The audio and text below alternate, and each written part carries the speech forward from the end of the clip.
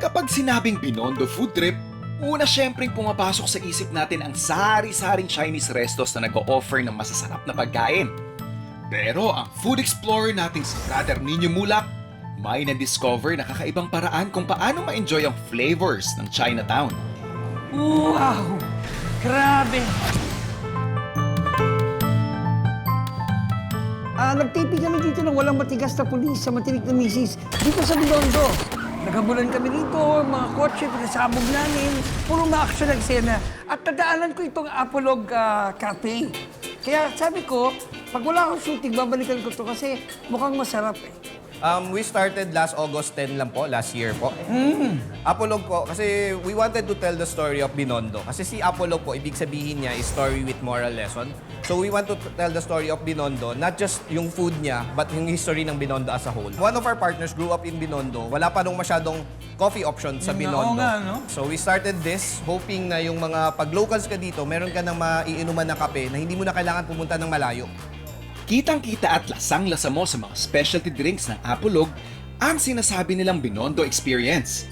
Saan ka ba naman makakatikim ng kapeng may ube? Ayun! Nasimsik ko yung ube! Ang sarap, Brad! Grabe! Bali, inspiration mount natin dyan, sir, yung peanut tikoy plus yung peanut cake na kung lumaki ka sa Binondo, parati mong kinakain nung bata ka. So we tried our best to make it as a drink. Childhood nostalgia rin ang dala ng kanilang peanut cake oat drink. Ay! Grabe! Grabe sa sarap, Brad! Sobra!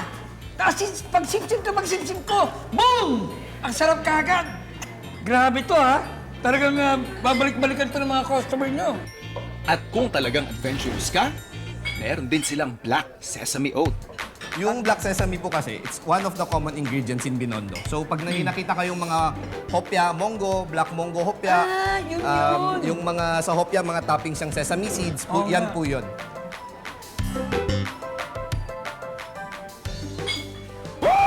Grabe! Panalo!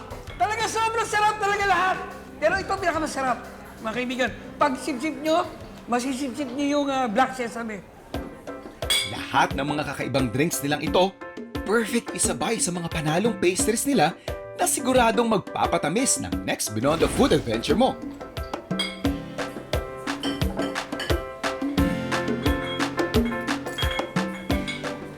Grabe, mahal na kita! Sobra! Panalo! Ang sarap ng banana cake nila. Grabe.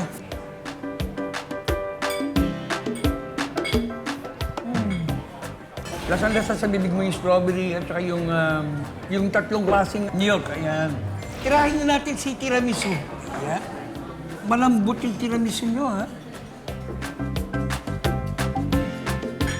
Grabe, Brad. Mahal na talaga kita, sobra! Mahal na kita. Meron naman ako regalo sa'yo. Ito naman galing sa amin, Mulak at Samada. Yes.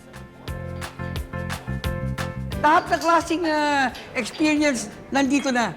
Parang walang matigas na pulis sa Matinik na Misis Season 2. Kompleto si Ricardo's. May aksyon, may love story, may drama, ayan, may katatawanan. Only on GMA.